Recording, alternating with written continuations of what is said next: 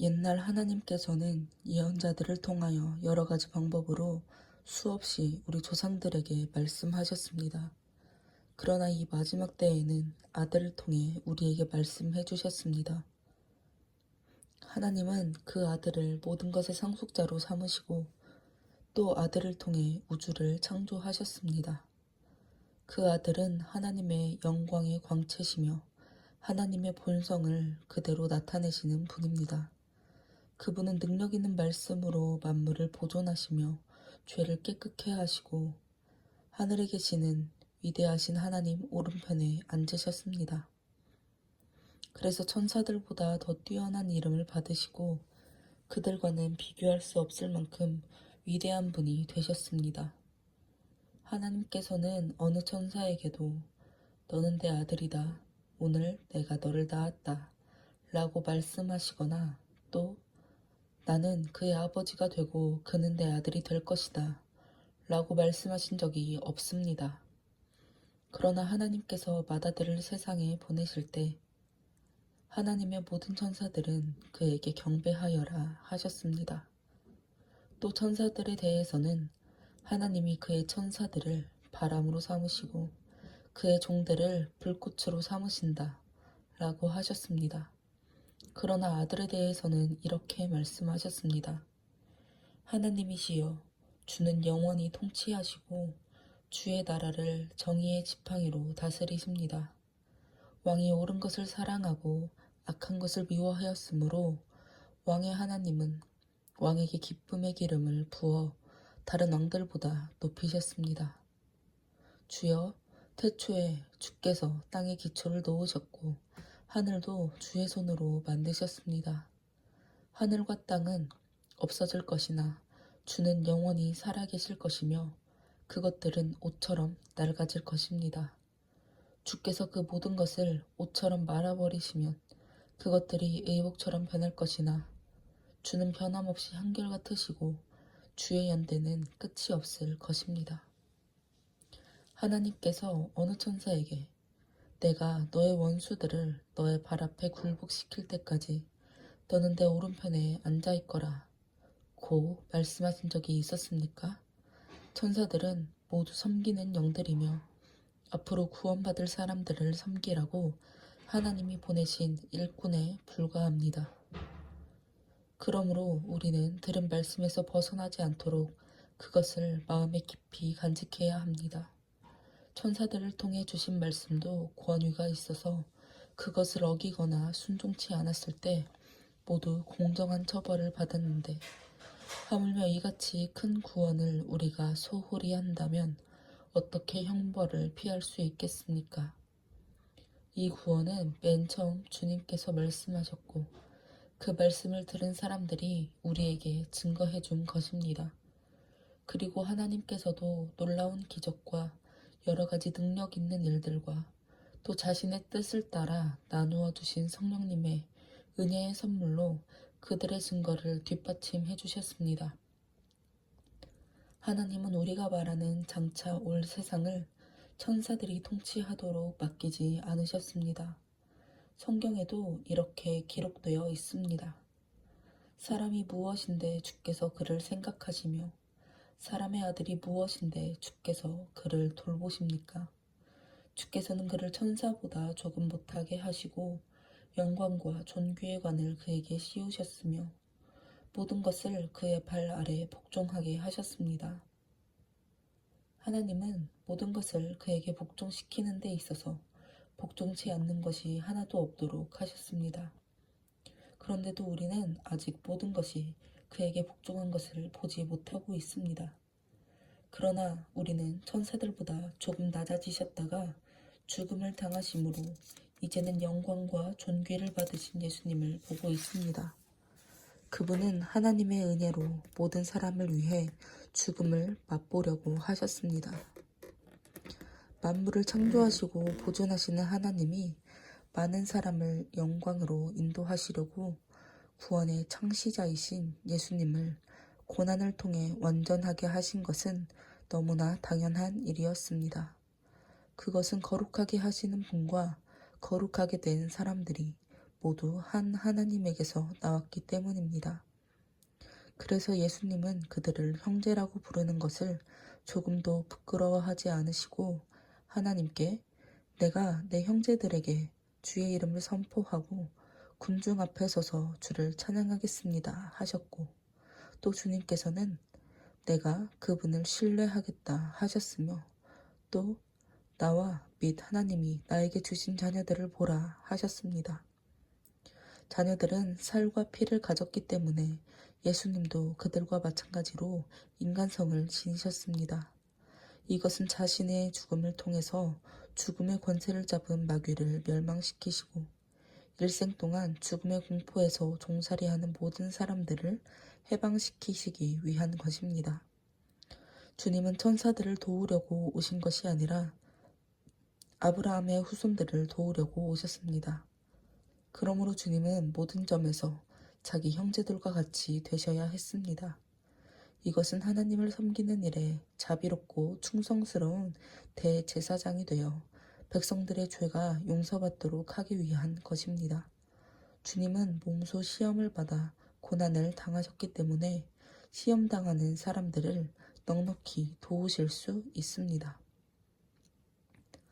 그러므로 함께 하나님의 부르심을 받은 거룩한 형제 여러분, 우리가 고백하는 신앙의 사도이시며 대제사장이신 예수님을 깊이 생각하십시오. 모세가 하나님의 집에서 충성했던 것과 같이 예수님도 자기를 보내신 하나님께 충성하셨습니다. 집을 세운 사람이 그 집보다 더 존귀한 것처럼 예수님은 모세보다 더 큰 영광을 받으실 만합니다. 어느 집이든 그 집을 세운 사람이 있듯이 모든 것을 창조하신 분은 하나님이십니다. 모세는 하나님께서 장차 말씀하실 것을 증거하기 위해 하나님의 온 집에서 종으로 충성하였으나 그리스도는 하나님의 집을 맡은 아들로 충성하셨습니다. 만일 우리가 희망으로 인한 용기와 자랑스러운 기쁨을 끝까지 굳게 지키면 우리는 곧 하나님의 집입니다. 그래서 성령님도 이렇게 말씀하십니다. 오늘 너희가 그의 음성을 듣거든 광야에서 시험할 당시 반역하던 때처럼 못된 고집을 부리지 말아라. 거기서 너희 조상들이 나를 떠보고 시험하였으며 40년 동안 내가 하는 일을 보았다. 그래서 내가 그들에게 노하여 그들의 마음은 언제나 미혹되어 내 길을 알지 못하였다 하였고 또 내가 분노하여 그들은 안식처가 될 약속의 땅에 들어오지 못할 것이다 라고 선언하였다. 형제 여러분, 여러분 가운데서 믿지 않는 악한 마음을 품고 살아계신 하나님을 떠나가는 사람이 생기지 않도록 조심하십시오. 여러분은 오늘이라는 시간이 있을 동안에 매일 서로 권면하여 아무도 죄의 유혹으로 못된 고집을 부리지 않게 하십시오. 우리가 처음에 가졌던 확신을 끝까지 지키면 모든 것을 그리스도와 함께 누리게 될 것입니다. 성경에서는 오늘 너희가 그의 음성을 듣거든 반역하던 때처럼 못된 고집을 부리지 말아라고 하였습니다. 말씀을 듣고도 하나님을 노엽게 한 사람이 누구였습니까? 모세를 따라 이집트에서 나온 모든 사람들이 아니었습니까? 또 하나님께서 40년 동안 누구에게 노하셨습니까? 죄를 짓고 광야에서 쓰러져 죽은 사람들이 아니었습니까? 그리고 하나님께서 안식처가 될 약속의 땅에 들어가지 못할 것이라고 누구에게 엄숙한 선언을 하셨습니까? 이것은 불순종한 사람들에게 하신 말씀이 아니었습니까? 그래서 우리는 그들이 믿지 않았기 때문에 약속의 땅에 들어가지 못한 것을 알 수 있습니다. 그러므로 하나님의 안식처에 들어갈 약속은 아직도 효력이 있습니다. 여러분 가운데 아무도 그곳에 들어갈 기회를 놓치지 않도록 조심하십시오. 우리도 그들과 마찬가지로 기쁜 소식을 전해 들었습니다. 그러나 그들이 들은 말씀이 자기들에게 유익이 되지 못했던 것은 그 말씀을 믿음으로 받아들이지 않았기 때문입니다. 이제 믿는 우리는 그 안식처에 들어갑니다. 이것은 하나님이 말씀하신 것과 같습니다. 그래서 내가 분노하여 그들은 안식처가 될 약속의 땅에 들어오지 못할 것이다 라고 선언하였다. 그러나 이 일은 세상이 창조될 때부터 이미 이루어졌습니다. 일곱째 날에 대하여는 성경에 하나님은 모든 일을 마치시고 일곱째 날에 쉬셨다 라고 쓰여 있습니다. 그리고 다시 그들은 안식처가 될 약속의 땅에 들어오지 못할 것이다 라고 하였습니다. 그렇다면 그 안식처에 들어갈 사람들이 아직 남아 있습니다. 먼저 기쁜 소식을 들은 이스라엘 사람들은 불순종했기 때문에 그곳에 들어가지 못했습니다. 그러므로 하나님은 오랜 후에 오늘이라는 어느 한 날을 정하시고 다윗을 통해 전에 말씀하신 대로 이렇게 말씀하셨습니다. 오늘 너희가 그의 음성을 듣거든 못된 고집을 부리지 말아라. 만일 여호수아가 그들에게 진정한 안식을 주었더라면 하나님은 후에 다른 날을 말씀하시지 않았을 것입니다. 그러므로 안식할 때가 하나님의 백성에게 아직 남아 있습니다. 하나님의 안식에 들어간 사람은 하나님이 일을 마치고 쉬신 것처럼 자기 일을 쉽니다. 그러므로 우리는 불순종하다가 멸망한 사람들처럼 되지 말고 저 안식처에 들어가도록 힘씁시다. 하나님의 말씀은 살아있고 활동력이 있어서 양쪽에 날이 선 그 어떤 칼보다도 더 날카롭습니다. 그래서 혼과 영과 관절과 골수를 쪼개고 사람의 마음속에 품은 생각과 뜻을 알아냅니다. 하나님 앞에서는 아무것도 숨길 수가 없습니다. 우리가 모든 것을 고백해야 할 그분의 눈앞에는 모든 것이 벌거숭이로 드러나기 마련입니다. 우리에게는 하늘로 올라가신 위대한 대제사장이 계십니다. 그분이 바로 하나님의 아들 예수님이십니다. 그러므로 우리가 고백하는 신앙을 굳게 지킵시다. 우리 대제사장은 우리의 연약함을 동정할 수 없는 분이 아니십니다. 오히려 그분은 모든 점에서 우리처럼 시험을 받으셨습니다. 그러나 죄는 없으셨습니다. 그러므로 우리는 불쌍히 여기심을 받고 때를 따라 도우시는 은혜를 받기 위하여 담대하게 하나님의 보좌로 가까이 나아갑시다. 대제사장은 사람들 가운데서 뽑혀 그들을 대표하여 하나님을 섬기는 일을 맡고 있습니다. 그래서 그는 예물과 속죄의 제사를 드립니다. 그가 무식하고 잘못에 빠진 사람을 너그럽게 대할 수 있는 것은 자기도 연약하기 짝이 없기 때문입니다. 그래서 대제사장은 백성의 죄를 위해 제사를 드리는 것과 마찬가지로 자기 죄를 위해서도 제사를 드려야 합니다. 이 영광스러운 직분은 자기 스스로 얻는 것이 아니라 아론처럼 하나님의 부르심을 받아야만 얻을 수 있습니다. 이와 같이 그리스도께서도 대제사장의 영광스러운 직분을 스스로 얻으신 것이 아닙니다. 하나님은 그에게 너는 내 아들이다. 오늘 내가 너를 낳았다 하셨고 또 다른 곳에서 너는 멜기세덱의 계열에 속한 영원한 대제사장이다 라고 말씀하셨습니다. 예수님은 세상에 계실 때 자기를 죽음에서 구원해 주실 분에게 크게 부르짖으며 눈물로 기도와 소원을 올렸고 경건한 복종으로 하나님의 응답을 받으셨습니다. 예수님은 하나님의 아들이셨으나 몸소 여러 가지 고난을 통해 순종을 배워서 완전하게 되셨고 자기에게 순종하는 모든 사람들에게 영원한 구원의 근원이 되셨으며 하나님에게서 멜기세덱의 계열에 속한 대제사장이란 말을 들었습니다. 멜기세덱에 대해서는 할 말이 많으나 여러분이 깨닫는 것이 둔하기 때문에 설명하기 어렵습니다. 사실 여러분은 지금쯤 선생이 되었어야 할 터인데도 오히려 하나님의 말씀에 대한 기초적인 원리를 다시 배워야 할 형편에 있습니다. 그래서 여러분은 단단한 음식을 먹지 못하고 젖을 먹어야 할 사람이 되었습니다. 젖을 먹는 사람은 아직도 어린아이라서 의의 말씀에 익숙지 못합니다. 그러나 어른이 되면 단단한 음식도 먹게 됩니다. 성인은 지각을 사용하여 계속 훈련함으로써 선과 악을 분별합니다. 그러므로 그리스도에 대한 초보적인 교훈에서 떠납시다. 죽음에 이르게 하는 행위를 회개하는 일과 하나님을 믿는 신앙과 세례와 안수와 죽은 자의 부활과 영원한 심판에 관한 교훈의 기초를 다시 닦지 말고 성숙한 대로 나아갑시다. 하나님께서 허락하시면 우리는 계속 성장할 수 있습니다. 일단 하나님의 계시의 빛을 받고 하늘의 선물을 맛보고 성령을 체험하며 하나님의 좋은 말씀과 내세의 능력을 맛본 사람이 타락하게 되면 두 번 다시 회개할 길이 없습니다.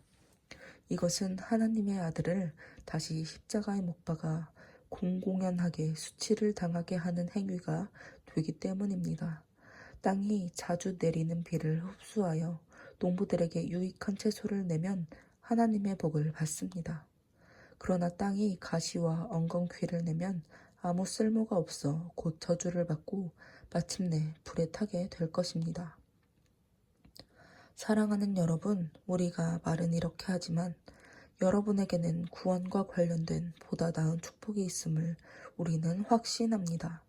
하나님은 공정하셔서 여러분이 이미 성도를 도왔고 지금도 계속 도우면서 보여주는 여러분의 행위와 사랑을 결코 잊지 않으십니다. 우리는 여러분이 이와 같은 열심으로 희망에 대한 확신을 끝까지 간직하기를 바랍니다. 그러므로 게으르지 말고 믿음과 인내로 약속된 것을 받는 사람들을 본받으십시오. 하나님은 아브라함에게 약속하실 때 자기보다 더 큰 분이 없어서 자기 이름으로 맹세하며 내가 너에게 한없는 복을 주어 너의 후손이 크게 번성하게 하겠다라고 말씀하셨습니다. 그래서 아브라함은 끈기 있게 참아 하나님이 약속하신 것을 받았습니다. 사람들은 누구나 자기보다 큰 분의 이름으로 맹세하며 그 맹세는 말한 것을 확정하여 모든 논쟁을 그치게 합니다.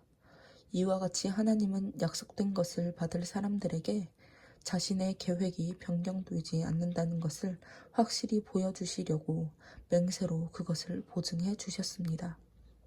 하나님은 거짓말을 하실 수 없기 때문에 그분이 하신 약속과 맹세는 절대로 변할 수 없습니다. 그러므로 우리 앞에 있는 희망을 붙들려고 피난처를 향해 가는 우리는 큰 용기를 얻습니다. 우리가 가진 이 희망은 영혼의 닷과 같아서 튼튼하고 안전하여 휘장 안에 있는 지성소에 들어갑니다. 우리보다 앞서 가신 예수님은 우리를 위해 먼저 그 휘장 안에 들어가셔서 멜기세덱의 계열에 속한 영원한 대제사장이 되셨습니다. 이 멜기세덱은 살렘 왕이며 가장 높으신 하나님의 제사장이었습니다. 그는 여러 왕들을 무찌르고 돌아오는 아브라함을 맞아 축복해 주었습니다. 아브라함도 모든 전리품의 10분의 1을 그에게 주었습니다. 멜기세덱의 이름을 번역하면 의의 왕이라는 뜻이고 살렘 왕은 평화의 왕이라는 뜻입니다. 그는 부모도 족보도 없고 태어난 날과 죽은 날도 없으며 하나님의 아들과 같이 언제나 제사장으로 있는 자입니다. 여러분은 그가 얼마나 훌륭한 자인가를 생각해 보십시오. 우리 조상 아브라함까지도 모든 전리품 가운데 가장 좋은 것의 10분의 1을 그에게 바쳤습니다.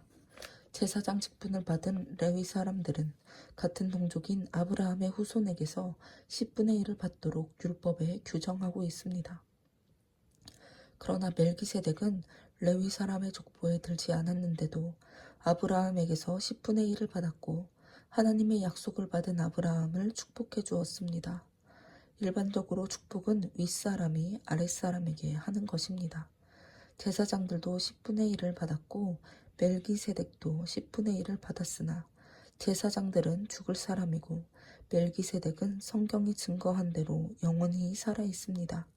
그리고 11조를 받았던 레위도 아브라함을 통해 10분의 1을 멜기세덱에게 바쳤다고 할 수 있습니다.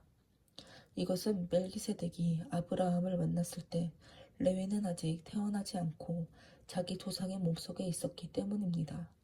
하나님은 레위 계통의 제사장 직분에 근거하여 율법을 주셨습니다.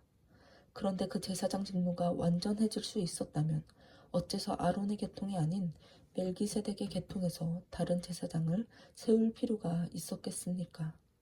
제사장 직분이 변하면 율법도 반드시 변경되어야 합니다. 우리가 지금까지 말한 분은 레위 지파가 아닌 다른 지파에 속해 있는데 그 지파에서는 하나도 제사장 일을 한 사람이 없습니다. 우리 주님은 분명히 유다 지파의 후손입니다. 모세는 이 지파에서 제사장이 나올 것이라고 말한 적이 한 번도 없습니다. 멜기세덱과 같은 다른 제사장이 나타난 것을 보니 우리가 말한 것은 더욱 분명합니다. 그분은 인간의 법이나 규정에 따라 제사장이 되신 것이 아니라 영원한 생명의 능력으로 되신 것입니다. 성경은 그분에 대하여 너는 멜기세덱의 계열에 속한 영원한 제사장이다 라고 하였습니다. 옛 계명은 약하고 쓸모가 없어서 폐지되었습니다. 율법은 아무것도 완전케 하지 못했기 때문입니다. 그래서 우리는 더 좋은 희망을 갖게 되었고 이것으로 우리가 하나님께 가까이 나아갑니다. 예수님께서 제사장이 되신 것은 약속 없이 된 것이 아닙니다. 레위 계통의 제사장들은 약속 없이 제사장이 되었으나 예수님은 다음과 같은 약속의 말씀에 따라 제사장이 되셨습니다. 주께서 약속하셨으니 그 마음을 바꾸지 않으실 것이다. 너는 멜기세덱의 계열에 속한 영원한 제사장이다. 이렇게 하여 예수님은 더 좋은 계약의 보증이 되셨습니다. 레위 계통의 제사장들은 죽기 때문에 그 직무를 계속할 수 없어서 많은 제사장이 필요했습니다. 그러나 예수님은 영원히 살아계심으로 그분의 제사장직도 영원합니다. 그러므로 예수님은 자기를 통해 하나님께 나아가는 사람들을 온전히 구원하실 수 있습니다. 그것은 그분이 언제나 살아계셔서 그들을 위해 중재의 기도를 하고 계시기 때문입니다. 이런 대제사장은 거룩하고 흠이 없고 더럽혀지지 않았으며 죄인들이 미치지 못하는 하늘에 계심으로 우리에게 없어서는 안 될 분이십니다. 예수님은 다른 제사장들처럼 먼저 자기 죄를 위해 제사를 드리고 나서 백성의 죄를 위해 제사 드리는 일을 날마다 할 필요가 없습니다. 그것은 예수님이 자신을 바쳐서 단번에 그 일을 행하셨기 때문입니다. 율법은 약점을 가진 사람들을 대제사장으로 임명하였지만 율법 후에 온 하나님의 약속은 영원히 완전하게 되신 아들을 대제사장으로 임명하였습니다. 지금까지 우리가 한 말의 주된 요점은 바로 이러한 대제사장이 우리에게 있다는 것입니다. 그분은 하늘에 계시는 위대하신 하나님 오른편에 앉아 계십니다. 그리고 그분은 사람이 세운 것이 아니라 하나님께서 세우신 하늘의 참 성소에서 섬기시는 분이십니다. 모든 대제사장은 예물과 제사를 드리기 위해 임명되었습니다. 그래서 이 대제사장도 드릴 것이 있어야 했습니다. 예수님이 세상에 계셨다면 제사장이 되실 수가 없었을 것입니다. 세상에는 율법을 따라 예물을 바치는 제사장들이 있기 때문입니다. 이들이 섬기는 성전은 하늘에 있는 성전의 모형과 그림자입니다. 모세가 성막을 세우려 할 때에도 그는 하나님에게서 너는 모든 것을 산에서 너에게 보여준 양식대로 만들어라 는 지시를 받았습니다. 그러나 이제 예수님은 더 위대한 제사장의 직무를 맡으셨으며 더 좋은 약속에 근거한 더 좋은 계약의 중재자가 되셨습니다. 첫 번째 계약이 완전한 것이었다면 또 다른 계약이 필요치 않았을 것입니다. 그러나 하나님께서는 그들의 잘못을 아시고 이렇게 말씀하셨습니다. 내가 이스라엘 및 유다 백성과 새로운 계약을 맺을 날이 올 것이다. 이 계약은 내가 그들의 조상들을 이집트에서 인도해내던 때에 맺은 계약과 같지 않을 것이다. 그들이 나와 맺은 계약을 지키지 않았기 때문에 내가 그들을 거들떠보지 않았다. 그러나 그 후에 내가 이스라엘 백성과 맺을 새로운 계약은 이렇다. 내가 나의 법을 그들 속에 새기고 그들의 마음에 기록할 것이다. 그리고 나는 그들의 하나님이 되고 그들은 내 백성이 될 것이다. 그때에는 아무도 자기 형제나 이웃에게 나를 알도록 가르칠 필요가 없을 것이다. 이것은 모든 사람이 다 나를 알게 될 것이기 때문이다. 내가 그들의 잘못을 용서하고 다시는 그들의 죄를 기억하지 않을 것이다. 하나님께서는 새 계약이라고 말씀하시면서 첫 번째 계약을 낡은 것으로 여기셨습니다. 낡고 시대에 뒤진 것은 곧 사라지기 마련입니다. 첫 번째 계약에도 예배 규칙과 땅에 속한 성소가 있었습니다. 먼저 성막이 세워지고 그 성막은 간마기에 의해서 두 부분으로 나누어져 있었는데 그 바깥쪽을 성소라고 불렀습니다. 거기에는 등대와 빵을 차려놓은 상이 있었습니다. 그리고 간마기 휘장 안쪽을 지성소라고 불렀습니다. 거기에는 금 향당과 전체를 금으로 입힌 법궤가 있고 그 안에는 만나를 담은 금 항아리와 아론의 쌍난 지팡이와 계약의 두 돌판이 들어있었습니다. 또 그 궤의 뚜껑을 속죄소라고 불렀는데 그룹이라는 영광의 천사들이 날개로 그 위를 내리덮고 있었습니다. 이런 것에 대해서는 일일이 다 말할 수가 없습니다. 이 모든 것이 성막 안에 마련되어 있어서 제사장들은 언제나 바깥 성소에 들어가 직무를 수행하고 안쪽에 있는 지성소에는 대제사장만이 1년에 한 차례씩 피를 가지고 들어갔습니다. 이 피는 대제사장 자신과 백성들이 모르고 지은 죄를 위해 드리는 것입니다. 이것으로 성령님은 바깥쪽에 성소가 세워져 있는 동안에는 지성소로 들어가는 길이 아직 열리지 않았다는 것을 보여주신 것입니다. 이 성막은 현 시대를 위한 비유입니다. 이 제도에 따라 예물과 제사를 드리지만 이것이 예배드리는 사람의 양심을 깨끗하게 할 수는 없습니다. 그것들은 다만 먹고 마시는 것과 몸을 씻는 여러 가지 외적인 의식에 불과한 것으로서 새로운 제도를 세울 때까지만 적용되는 규정들입니다. 그러나 그리스도께서는 이미 이루어진 좋은 일의 대제사장으로 오셔서 사람의 손으로 만들지 않은 성막, 곧 이 세상의 창조물에 속하지 않은 더 크고 완전한 성막에 들어가셨습니다. 그리고 염소나 송아지의 피가 아닌 자기 피를 가지고 단 한 번 지성소에 들어가셔서 우리의 영원한 구원을 획득하셨습니다. 염소와 황소의 피와 암송아지의 제도 더러워진 사람들에게 뿌리면 그 육체를 깨끗하고 거룩하게 했는데 하물며 영원하신 성령님을 통해 흠없는 자기 자신을 하나님께 드린 그리스도의 피가 죽음에 이르게 하는 행위에서 어찌 여러분의 양심을 깨끗하게 하여 살아계신 하나님을 섬기게 하지 못하겠습니까? 그러므로 그리스도는 새 계약의 중재자가 되셨습니다. 이것은 첫 계약 아래서 범한 죄를 속죄하시려고 죽으셔서 하나님의 부르심을 받은 사람들이 약속된 영원한 축복을 받도록 하기 위한 것입니다. 유언이 효력을 나타내려면 유언한 사람이 반드시 죽어야 합니다. 그것은 유언한 사람이 살아있으면 아무 효력도 없고 죽어야만 효력이 나타나기 때문입니다. 따라서 첫 계약도 피로써 효력을 갖게 되었습니다.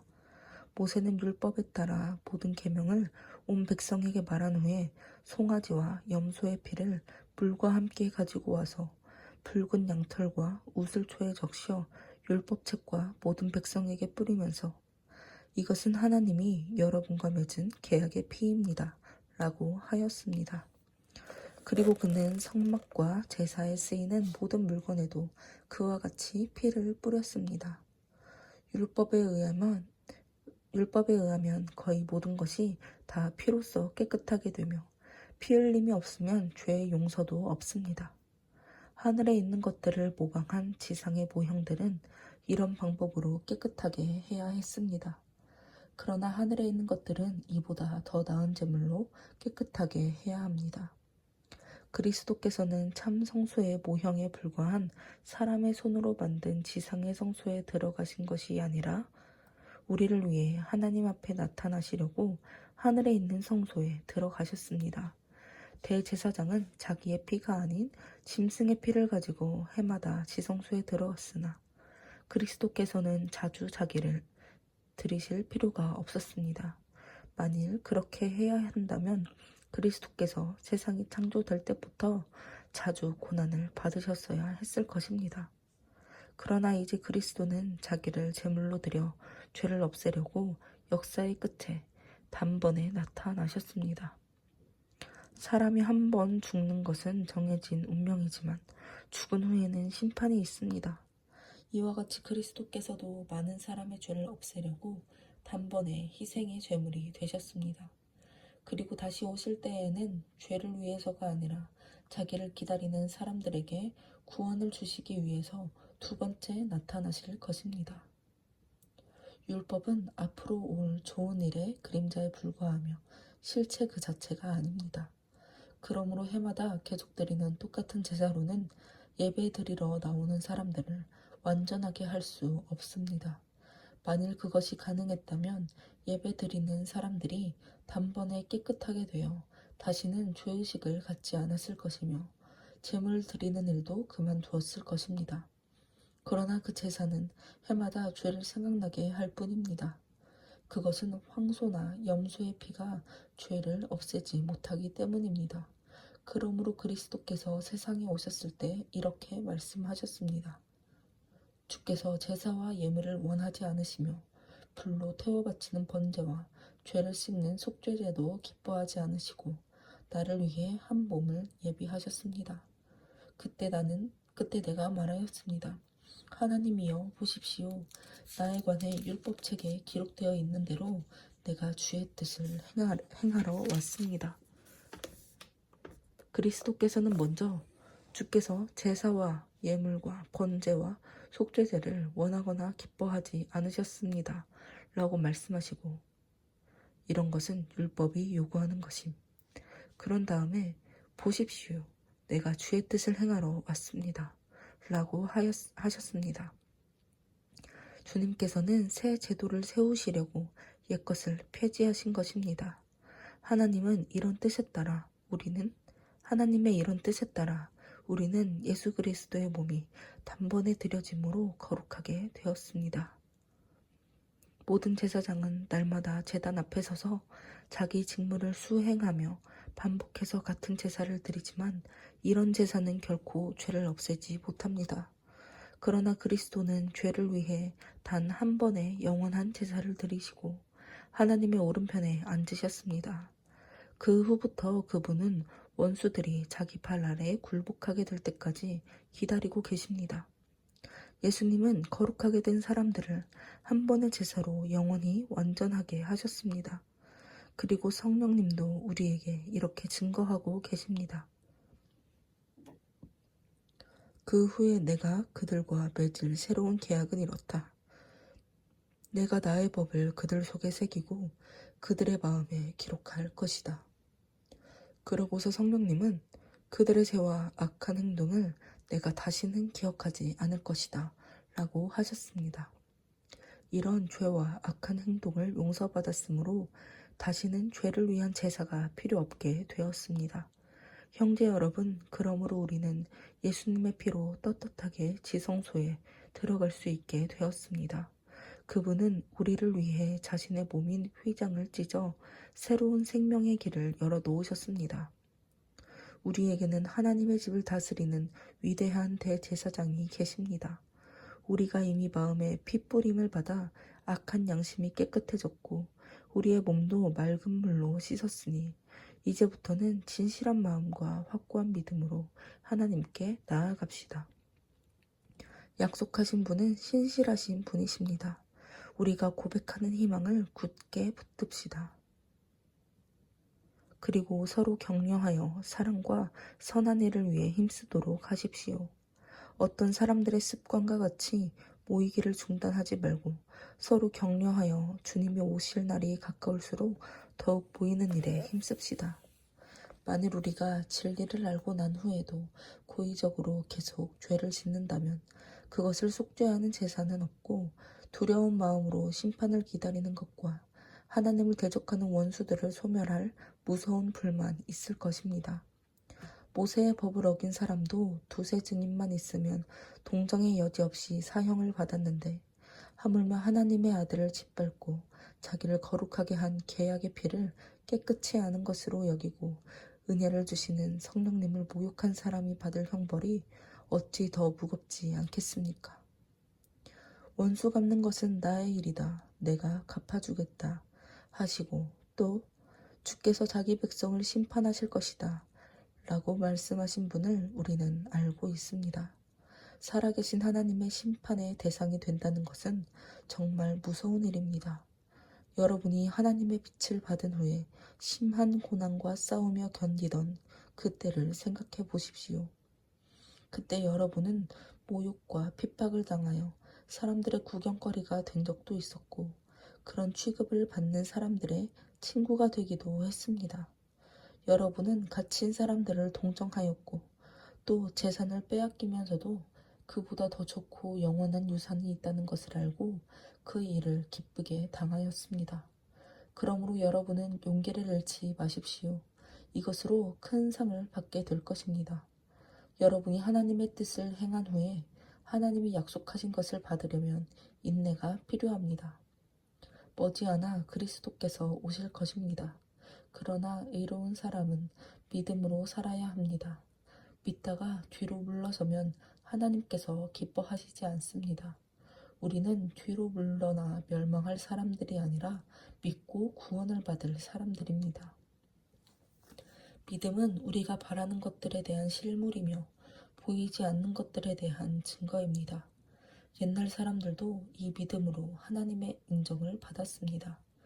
믿음으로 우리는 이 세상의 모든 것이 하나님의 말씀으로 창조되었으며 보이는 것이 보이지 않는 것으로 만들어졌다는 것을 압니다.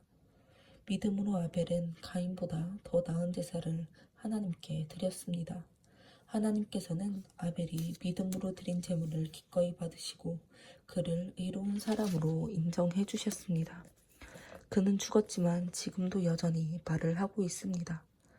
믿음으로 에녹은 죽지 않고 하늘로 옮겨갔기 때문에 아무도 그를 볼 수 없었습니다. 하나님께서 그를 데려가신 것입니다. 그는 옮겨가기 전부터 하나님을 기쁘시게 하는 사람으로 인정을 받았습니다. 믿음이 없이는 하나님을 기쁘시게 할 수 없습니다. 하나님에게 나아가는 사람은 그분이 계시는 것과 또 그분을 진정으로 찾는 사람들에게 상을 주신다는 것을 반드시 믿어야 합니다.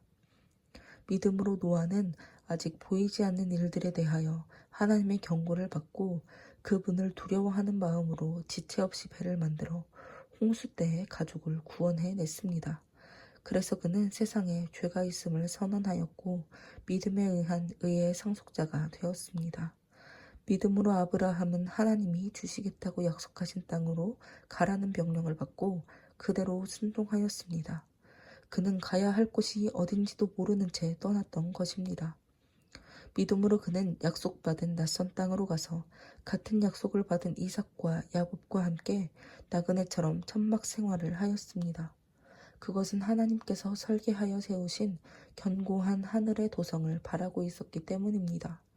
그의 아내 사라도 너무 늙어 아기를 낳을 수 없었으나 믿음으로 임신하게 되었습니다. 그녀는 약속하신 분이 신실하다고 생각했던 것입니다. 이리하여 죽은 사람이나 다름없는 늙은 아브라함에게서 하늘의 별과 바닷가의 모래와 같은 수많은 후손이 나오게 되었습니다. 이 사람들은 모두 믿음을 따라 살다가 죽었습니다. 그들은 약속된 것을 받지 못했으나 그것을 멀리서 바라보고 기뻐했습니다. 그리고 그들은 이 세상에서 잠시 머무는 나그네에 불과하다는 것을 고백했습니다. 이와 같이 그들은 찾고 있는 고향이 따로 있다는 것을 보여주었습니다. 그들이 떠나온 옛 고향을 생각하고 있었다면 돌아갈 수도 있었을 것입니다. 그러나 그들은 더 나은 하늘에 있는 고향을 그리워하고 있었습니다. 그래서 하나님께서는 그들의 하나님이라고 불리는 것을 부끄러워하시지 않고 오히려 그들을 위해 한 성을 마련해 주셨습니다. 아브라함은 시험을 받았을 때 믿음으로 이삭을 바쳤습니다. 그는 많은 후손을 보게 될 것이라는 하나님의 약속을 받은 사람인데도 하나밖에 없는 외아들을 바친 것입니다. 하나님은 아브라함에게 이삭을 통해서 난 사람이라야 너의 후손으로 인정될 것이다 라고 말씀하셨습니다. 아브라함은 하나님께서 죽은 사람들까지도 다시 살리실 수 있다고 믿었습니다. 말하자면 아브라함은 죽은 사람들 가운데서 이삭을 다시 받은 셈입니다. 믿음으로 이삭은 야곱과 에서의 장래에 대하여 축복해 주었습니다. 믿음으로 야곱은 죽을 때 요셉의 아들들을 하나하나 축복해 주었고 또한 그의 지팡이를 의지하여 하나님께 경배드렸습니다. 믿음으로 요셉은 죽을 때 이스라엘 백성이 이집트를 빠져나갈 것을 말하고 또한 자기 뼈를 가나안 땅에 묻도록 지시했습니다. 모세가 태어났을 때 그의 부모는 아름다운 아이임을 보고 믿음으로 그를 3달 동안이나 숨겨두었으며 이집트 왕의 명령도 두려워하지 않았습니다. 성장한 모세는 믿음으로 이집트 공주의 아들이 되는 것을 거절했습니다. 그는 일시적인 죄의 쾌락을 누리는 것보다 하나님의 백성과 함께 고통당하는 길을 택한 것입니다. 모세는 약속된 메시아를 위해 받는 고난을 이집트의 보물보다 더 값진 것으로 여겼습니다. 그것은 장차 상받을 것을 기대하고 있었기 때문입니다. 믿음으로 모세는 왕의 분노를 두려워하지 않고 이집트를 떠났습니다. 그는 보이지 않는 하나님을 보는 것 같이 꾸준히 견디어 나갔던 것입니다. 믿음으로 모세는 유월절과 피 뿌리는 의식을 행하여 맏아들을 죽이는 천사가 이스라엘 백성의 장자들을 건드리지 못하게 했습니다. 믿음으로 이스라엘 백성들은 육지를 걷듯이 홍해를 건넜으나 이집트 사람들은 건너려다 모두 빠져 죽고 말았습니다. 믿음으로 이스라엘 백성들이 여리고성 둘레를 7일 동안 돌자 성이 무너지고 말았습니다. 믿음으로 기생라합은 여리고성을 정탐하러 온 이스라엘 사람들을 친절하게 도와주어 순종치 않던 사람들이 멸망당할 때 구원을 받았습니다. 그 밖에 기드온, 바락, 삼손, 입다, 다윗, 사무엘, 그리고 다른 예언자들에 대하여 하나하나 다 말하자면 끝이 없을 것입니다. 그들은 믿음으로 여러 나라를 정복하였고 옳은 일을 하였으며 약속된 것을 받았고 사자들의 입을 막기도 했습니다. 또 불 가운데서 구원을 받았고 칼날도 피했으며 약한 사람이 강해지고 싸움터에서 용감하게 외국 군대를 무찌르기도 하였습니다. 그리고 어떤 여자들은 죽은 가족을 다시 살아난 상태에서 맞이하기도 하였으며 어떤 사람들은 더 나은 부활을 얻기 위해 고문을 당해도 풀려나기를 거절했습니다. 또 어떤 사람들은 조롱을 받고 채찍으로 맞았으며 사슬에 묶여 갇히기도 했습니다. 또한 돌로 맞기도 하고 시험을 당하며 톱으로 몸이 잘리거나 칼날에 죽음을 당하기도 하였습니다.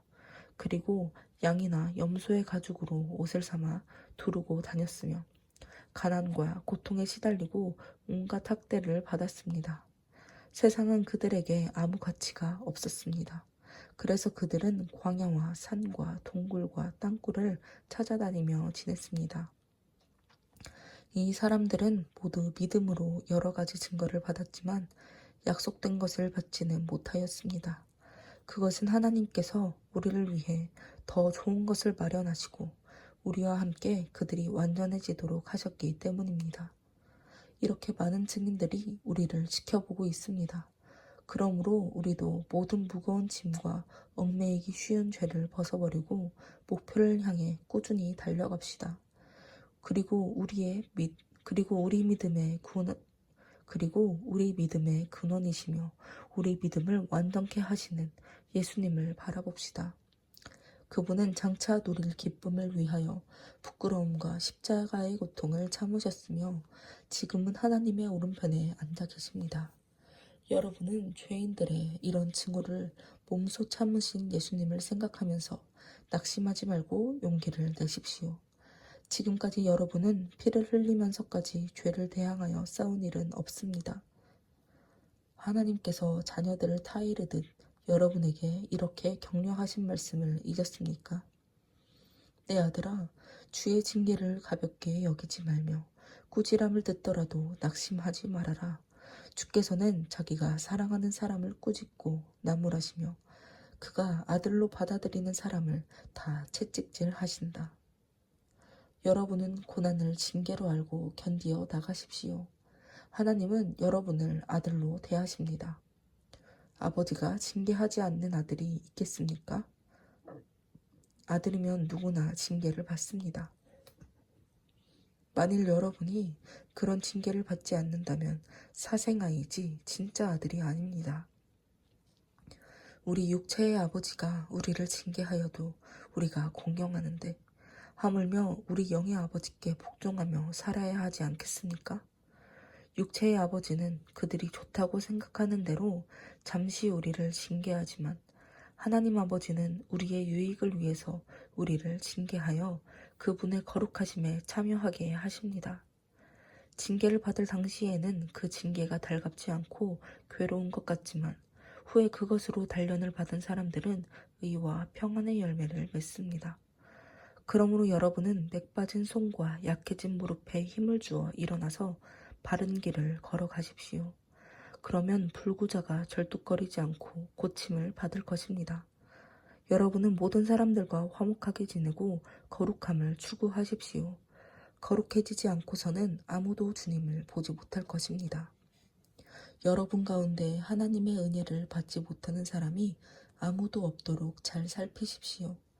그리고 쓴뿌리와 같은 사람들이 생겨 많은 사람을 괴롭히거나 더럽히지 못하게 하십시오. 또 음란한 사람이나 한 그릇의 음식 때문에 마다들의 특권을 팔아버린 에서와 같은 불신앙의 사람이 생기지 않도록 하십시오. 여러분이 알다시피 에서는 그 후에 아버지의 축복을 받으려고 눈물을 흘리면서 구하였으나 거절당했으며 회개할 기회를 얻지 못했습니다. 여러분이 믿음으로 다다른 곳은 옛날 이스라엘 사람들이 율법을 받던 시내산이 아닙니다.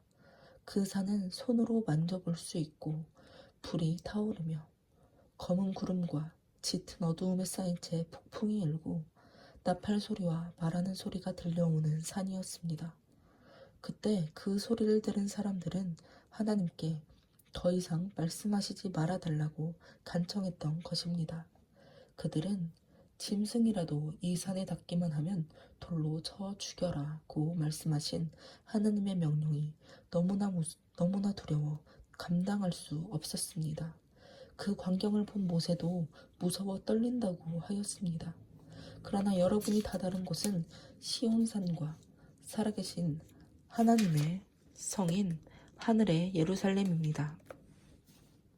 그곳은 수많은 천사들과 하늘에 등록된 장자들의 총회와 교회, 그리고 모든 사람의 심판자이신 하나님과 완전하게 된 의로운 사람들의 영이 있는 곳입니다. 또 우리는 새 계약의 중재자이신 예수님과 복수를 호소하던 아벨의 피보다 나은 그리스도의 은혜로운 피에 접하게 되었습니다. 여러분은 말씀하시는 분을 거역하지 마십시오. 땅에서 하나님의 말씀을 전한 모세를 거역하고도 벌을 받았는데 하물며 하늘에서 말씀하시는 하나님을 거역한다면 어떻게 그 벌을 피할 수 있겠습니까? 그때에는 그분의 음성으로 땅을 뒤흔들었지만 이제는 그분이 이런 약속을 하셨습니다. 내가 한 번 더 땅뿐만이 아니라 하늘까지 뒤흔들어 놓겠다. 그런데 한 번 더라는 말씀은 흔들리지 않는 것들을 그대로 남기기 위해서 흔들리는 것들, 곧 창조된 것들을 모두 없애버리는 것을 가리킵니다. 우리는 흔들리지 않는 나라를 받았으니 감사하며 경건하고 두려운 마음으로 하나님을 섬겨 그분을 기쁘게 해드립시다. 우리 하나님은 소멸하는 불이십니다. 여러분은 서로 형제처럼 꾸준히 사랑하고 나그네를 대접하는 일을 잊지 마십시오. 어떤 사람들은 나그네를 대접하다가 자기도 모르는 사이에 천사를 대접하였습니다. 여러분은 함께 갇혀 있다는 심정으로 갇힌 사람을 생각하고 여러분도 몸을 가졌으니 학대받는 사람을 생각하십시오. 모두 결혼을 귀하게 여기고 부부 생활을 더럽히지 않도록 하십시오. 하나님은 음란한 사람들과 간음하는 사람들을 심판하실 것입니다. 돈을 사랑하지 말고 가진 것으로 만족하십시오. 하나님은 내가 절대로 너를 떠나지 않고 너를 버리지 않겠다 라고 하셨습니다. 그러므로 우리는 주께서 나를 도우시니 내가 두려워하지 않을 것이다. 사람에 불과한 자가 나를 어떻게 하겠는가? 라고 자신있게 말할 수 있습니다. 여러분은 하나님의 말씀을 전해준 지도자들을 기억하고 그들의 최후를 생각하며 그들의 믿음을 본받으십시오. 예수 그리스도는 어제나 오늘이나 영원히 똑같은 분이십니다. 여러분은 여러 가지 이상한 교훈에 속지 마십시오. 마음은 은혜로 강하게 하는 것이 좋고 음식에 대한 규정을 지키는 것으로 해서는 안 됩니다. 그런 규정에 얽매인 사람은 아무 유익을 얻지 못했습니다. 우리에게도 제단이 있는데 성막에서 섬기는 사람들은 이 제단의 제물을 먹을 권리가 없습니다. 짐승의 피는 죄를 없애기 위한 제물로서 대제사장이 지성소 안으로 가지고 들어가지만 그 몸은 진영 밖에서 태우게 되어 있습니다. 이와 같이 예수님도 자기 피로 백성을 거룩하게 하시려고 성문 밖에서 고난을 받으셨습니다. 그러므로 우리도 성문 밖에 계신 예수님에게 나아가서 그분이 겪은 수치를 함께 당합시다. 우리가 사는 이 땅에는 영구한 도성이 없어서 우리는 앞으로 올 성을 찾고 있습니다. 그러므로 예수님을 통해서 언제나 하나님께 찬양의 제사를 드립시다. 이것은 그분의 이름에 감사하는 우리 입술의 열매입니다. 그리고 선을 행하는 일과 서로 나눠주는 것을 잊지 마십시오. 이런 제사는 하나님이 기뻐하십니다. 여러분은 지도자들의 말을 잘 듣고 그들에게 복종하십시오. 그들은 자기들이 한 일을 하나님께 보고해야 할 사람들이므로 정신을 바짝 차리고 여러분의 영혼을 보살핍니다. 그러므로 그들이 이 일을 괴로운 마음으로 하지 않고 기쁨으로 하게 하십시오. 그렇게 하지 않으면 여러분에게 유익이 없습니다. 여러분은 우리를 위해 기도해 주십시오. 우리는 선한 양심을 가지고 있어서 모든 일에 바르게 살기를 바라고 있다는 확신이 있습니다. 내가 속히 여러분에게 돌아갈 수 있도록 특별히 기도해 주십시오. 양들의 큰 목자가 되신 주 예수님을 영원한 계약의 피로 죽은 사람들 가운데서 다시 살리신 분은 평화의 하나님이십니다. 바로 이 하나님이 여러분에게 온갖 선한 것을 공급해 주셔서 자기 뜻을 행하게 하시고 예수 그리스도를 통해 그분이 기뻐하시는 일을 우리 안에서 하시기를 바랍니다. 하나님께 길이 영광이 있기를 바랍니다. 아멘. 형제 여러분, 몇 마디의 짧은 편지를 써서 보내지만 내가 권면한 말을 명심하기 바랍니다. 우리 형제 디모데가 풀려나온 것을 아십시오. 그가 곧 오게 되면 내가 그와 함께 여러분에게 가겠습니다. 여러분의 모든 지도자들과 모든 성도들에게 문안하여 주십시오. 이탈리아에서 온 사람들이 여러분에게 문안합니다. 하나님의 은혜가 여러분 모두와 함께 하기를 기도합니다.